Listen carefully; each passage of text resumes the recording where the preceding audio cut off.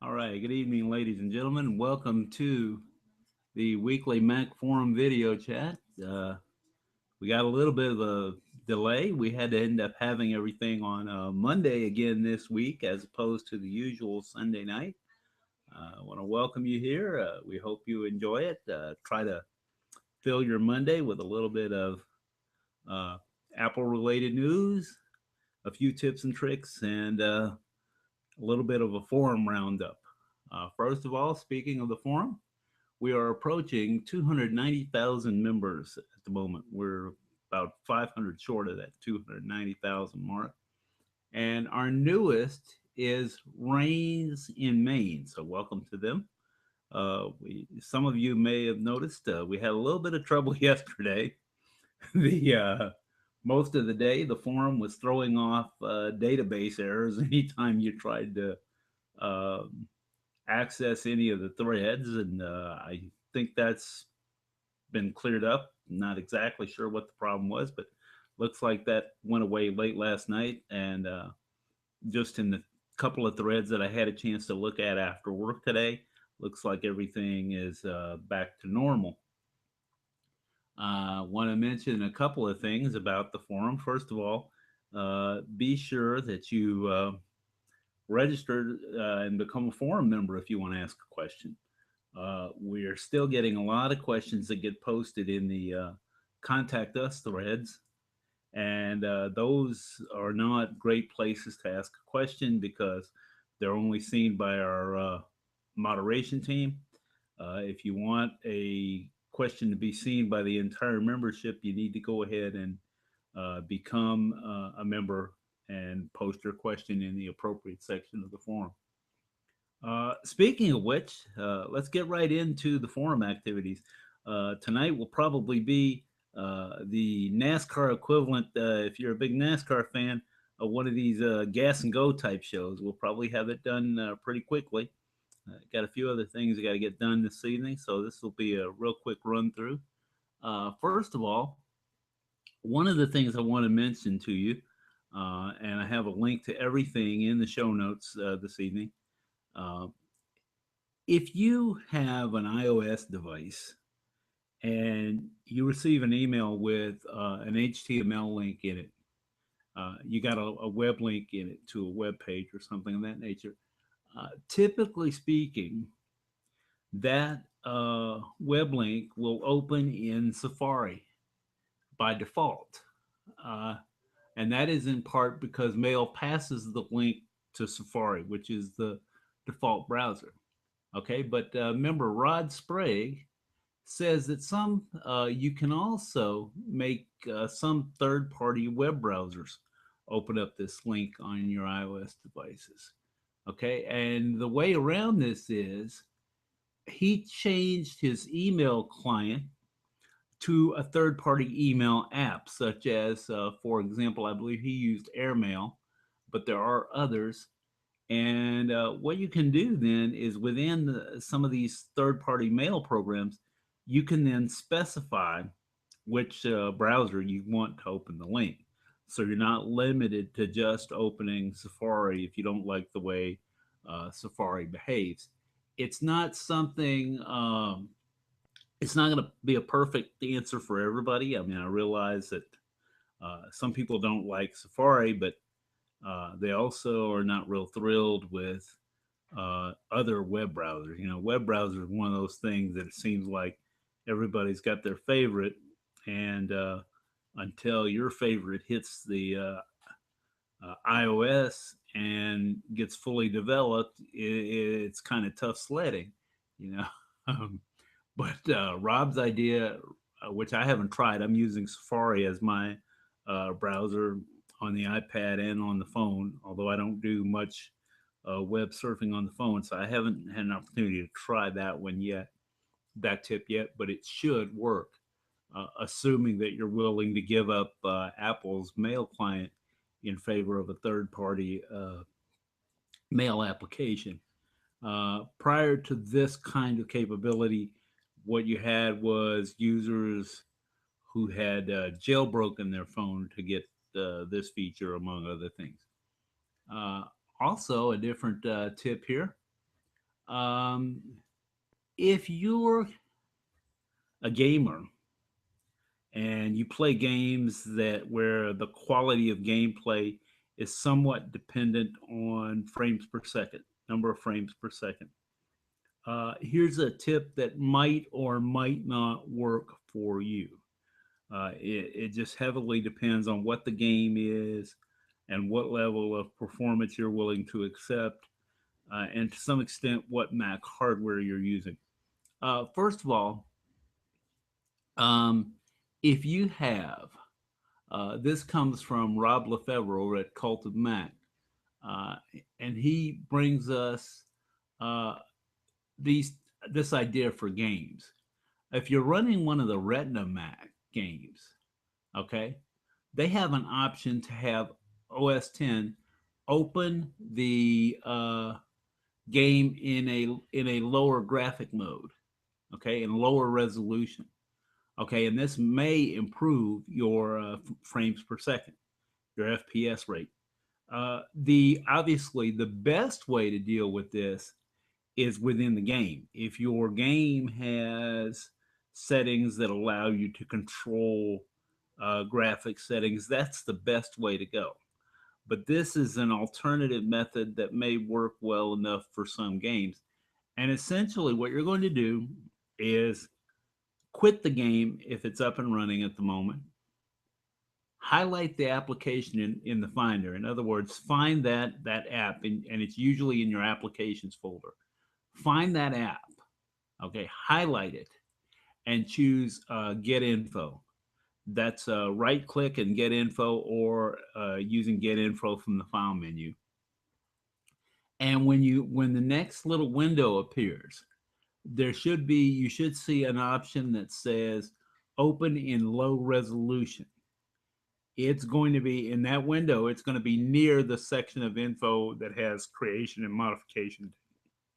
If you tick that little box that says Open in Low Resolution, now reopen the game and try to see how your gameplay is. You might or might not notice enough of an improvement to make it worth your while. There really is no real good way to predict for you exactly which games it's going to make a big difference in and which ones it will. And it partly depends on how much game performance, how much graphic performance you're willing to give up. Uh, so take a look at that.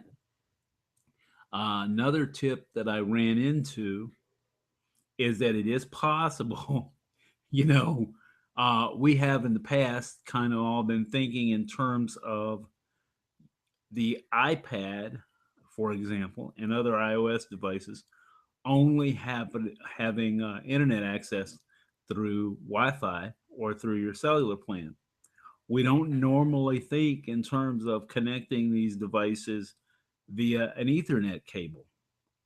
But there is a procedure that can be done if you're using an iPad with a Lightning connector. What it involves is the camera transfer kit that has the USB dongle on one end, and then a connecting that to a USB to Ethernet adapter, and then plugging that into the Ethernet cord, which then obviously would connect out to whatever router you're using. Uh, this generally involves about $75 worth of parts and pieces. If you don't already have those parts and pieces laying around, uh, it's an interesting idea. I just have a like a one sentence link to it. It's not very complicated, assuming you have the right hardware. Um, I don't anticipate using this a lot, but it's a handy thing to know that you can do. Uh, all right. Uh, of course, this week, I routinely visit Kirk McLaren's, Kirk the iTunes guy. I routinely visit his website almost every week. I have something from him, in part because I like his take on a lot of things. Sometimes I wonder if he's, spying and inhabiting the corners of my brain here, as we tend to agree on a lot of things, and even when I don't agree with him, he comes up with some interesting takes on things. This week, one of the things that caught my attention is he's got a decent overview of the Apple Watch in terms of its success after essentially a year. Okay. Um, and what he's looking at, the Tech World summary of the Apple Watch's success has basically been all over the place. And Kirk, the iTunes guy, has a pretty well balanced overview of what the numbers might mean, what we're seeing in terms of the Apple Watch. And one of the things that he mentions, the you know, these numbers have to be looked at a little bit differently in some ways than the iPhone.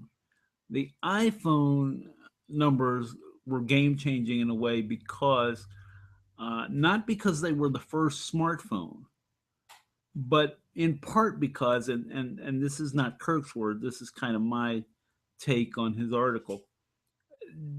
The iPhone forced us, it wasn't the first smartphone, but it kind of forced us to rethink what you could do with a smartphone and introduce this whole idea of having all these functions in a phone and enjoying using them.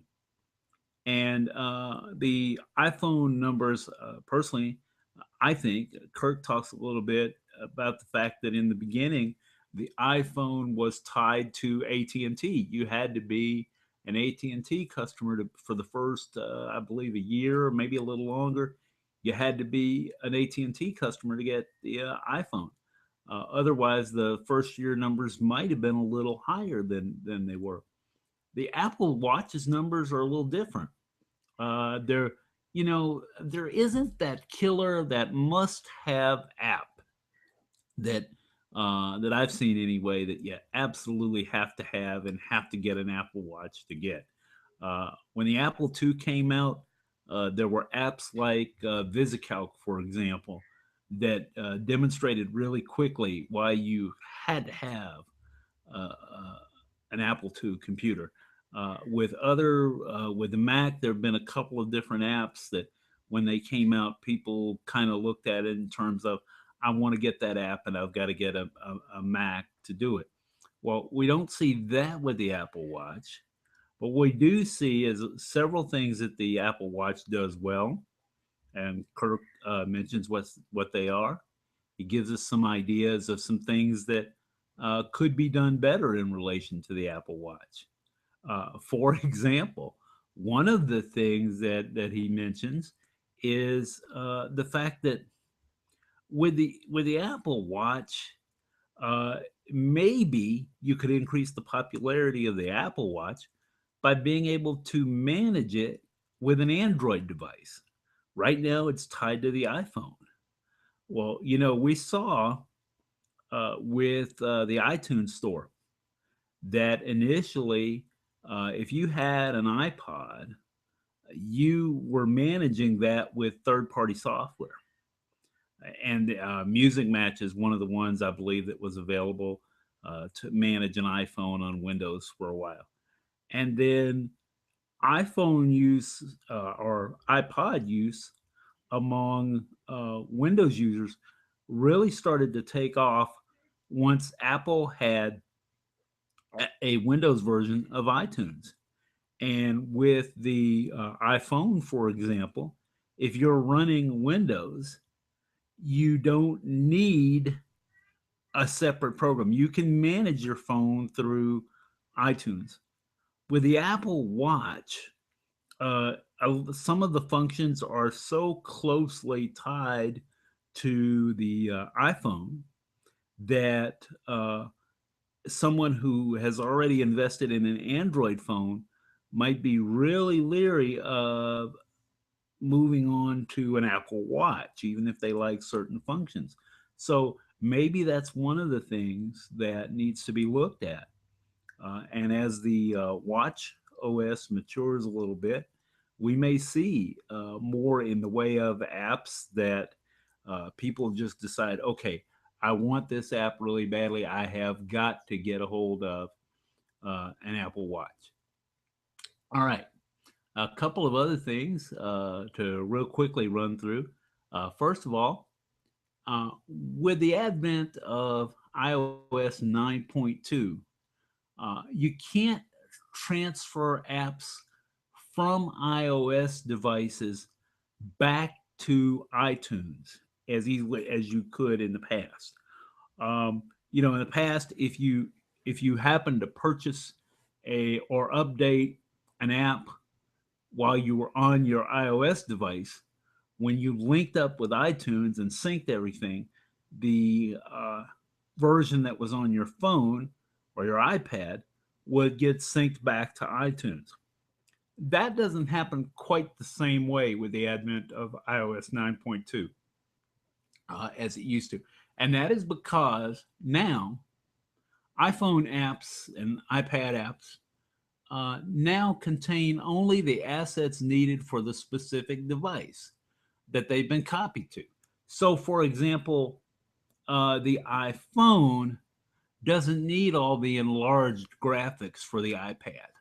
Okay, and so those don't get transferred when you download that file onto an iPhone. Now, what if you want to have that app handy? Then the way you go at this is what you're going to want to do is to be able to go back into your Mac and re-download those apps and just download them from within the iTunes store, going to your purchase tab and look at the apps, looking at your purchased apps, and you'll see it in the list. And you can go and download it onto your computer, and that way you have a backup on your computer. This is a good news, bad news kind of situation, really, in the sense that it means that an app, when it's downloaded onto your iOS device, let's say you're going over a cell network and doing an update, it's only going to download the assets that it needs. That's the good news. It's not wasting bandwidth, etc. Doing it's not wasting connectivity doing parts of an update that it doesn't need. But the downside is you've got to have that information. You got to go back and re-download it if you want it for another device or if you want to have a backup on your Mac. So it's kind of a trade-off there. So I have a link to that article as well. And also, I have notifications turned on my Mac for when certain sites uh, have an update that might be interesting. And I wish those stayed up a little bit longer than they do. Sometimes it's hard to read the notifications, but this afternoon I came in and when I took my Mac out of sleep mode, lo and behold, here's a notification from 9 to 5 Mac, which is one of the sites that I visit occasionally. I used to visit a little more frequently than I have recently. And I have a couple of things from them. One of them is they have some interesting thoughts on um, using 4K monitors with MacBook Pro Retina models. And these monitors, because they support native resolutions of 3840 by 2160, when you're running OS 10's default high DPI mode, uh, it can effectively double the pixels, making the screen a little more readable. So, in essence, you're getting 1080p on the external screen. So you're getting somewhere around the 1920 by 1080. Now, granted, you're giving up some real estate by doing this, but it makes the text a little more readable than you would have otherwise. They have some interesting thoughts on some possible good 4K monitors, as well as some other info about exactly how uh, these Retina Mac models deal with high resolution, these high resolution monitors and why you might want to consider purchasing one. In addition to that, part of the article talks about several 4K monitors, some of which are uh, more than reasonable. And of course, the quality of the monitor, the quality of panel involved makes a difference. But there's a lot of really good information there. So I've linked to that article. And then a couple of other things that to come out just recently. I know that many of you have been following the San Bernardino case, where the FBI has asked Apple to um, basically crack the phone of one of the suspects. And they have subsequently, after a somewhat protracted legal battle, they've gotten a third party to go in and open that phone. Well, kind of quietly, in a case that has been going on since 2014, a federal court has granted a warrant in which compels a criminal suspect to use their fingerprint ID to unlock an iPhone. The court has essentially said that suspect has to go ahead and provide their fingerprint to, to be able to unlock the phone. Now, of course, there are differing opinions as to whether this is legal, whether this is a good ruling or not. Uh, on one hand, you have a group of people, legal scholars and the like, who are basically saying, look, fingerprints have long been considered part of physical evidence. Typically, you have not needed um, a search warrant to collect physical evidence. Other privacy advocates have basically pointed out that this is not just about access to a fingerprint. I'm paraphrasing here a little bit, but essentially, by granting access to the fingerprint, um, you are essentially granting access to a passcode. Now, that might be an important distinction because so far a court has not compelled someone to give up, say, a passcode. Let's just say you had a passphrase on your phone. Um, you haven't been compelled to give that up because that might be considered a violation of your Fifth Amendment right against self-incrimination, uh, because you're not required to disclose what's on or in your mind, so to speak. So this and we don't know how far this ruling would have gone because apparently the suspect in question in this second case, in this 2014 case, eventually took a plea deal which involved um, them going ahead and granting access to the phone. But this is not an issue that's likely to go away in terms of if you have a fingerprint ID on your phone. And I'm just using the iPhone or iPad as an example because keep in mind there are other devices, certain laptop computers, for example, that use what's called biometric identification. They use a fingerprint to unlock. So, as a method of security. So, this is not going to go away. Under what circumstances uh, could you be compelled to give them your fingerprint? And if they've taken your fingerprint and could transfer it, does that then violate or reduce the need for a warrant? So, in other words, let's suppose that someone gets arrested, they have their fingerprint taken, and that fingerprint then is used to transfer from that to a touchpad, for example, on a phone or a laptop, and that opens the phone. Have you gotten around the need for a warrant? There are all kinds of legal implications that are still being worked out. Um, we are going. I think we've been seeing this for a while over the last couple of decades as new technology becomes available. It's forcing us to think about uh, rights issues and legal issues, that nexus between your rights versus the technology, what your expectations of privacy are, and whether those things are reasonable. So I encourage you, I don't pretend to have all the answers, but it is a fascinating field to look into if you're interested, and I encourage you to stay on top of what's going on, um, and provide your input to the relevant powers that be, because I think as users, regardless of which side of this debate, privacy debate, you come down on, you have a right to have some input in what the law should be. It's still open for a great deal of debate, and certainly you have a right to debate that issue to some extent. And then lastly, this is something that I put in just for the heck of it, folks. I ran into an article recently where someone described how to get Windows 95 running on an Apple Watch. It's a little bit of a hack job.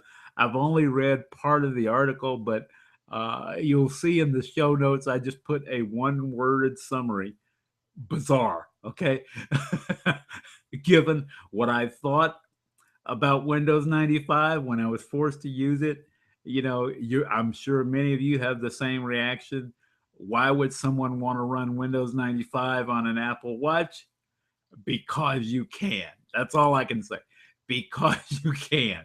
Um, Part of me says, "Oh wow, this has got to be a hoax," but in a way, I kind of hope it's not, because it is a real good demonstration of just how far computers have come in a relatively short period of time. You think back to Windows 95, and if you had told most Windows users at the time, or heck, you told most Mac users at the time, that Windows 95 would one day be running on a watch, on a smartwatch, they would have looked at, if they had any clue what a smartwatch was, which they might not have if they had never seen a Dick Tracy movie or something like that. If you had any clue about that, you probably would have said, "Wait a minute, there's just no way." So I put that in there just for a little bit of fun. I thought you might like something a little interesting to kind of round things out. And that's going to just about do it for this week. As I said, real short kind of show. Kind of blew through a lot of information in a relatively short period of time. We have a lot more in the forum, more stuff being added every week, a lot of knowledgeable contributors to help out if you have a problem. So join us during the coming week. And if you're new, go ahead and become a member. And I want to thank you for joining me this evening, and hope that you'll come back again each and every week. Until next time, this is your host, Sylvester Rock, aka Sly Dude on the forum, and I'll see you next week, folks.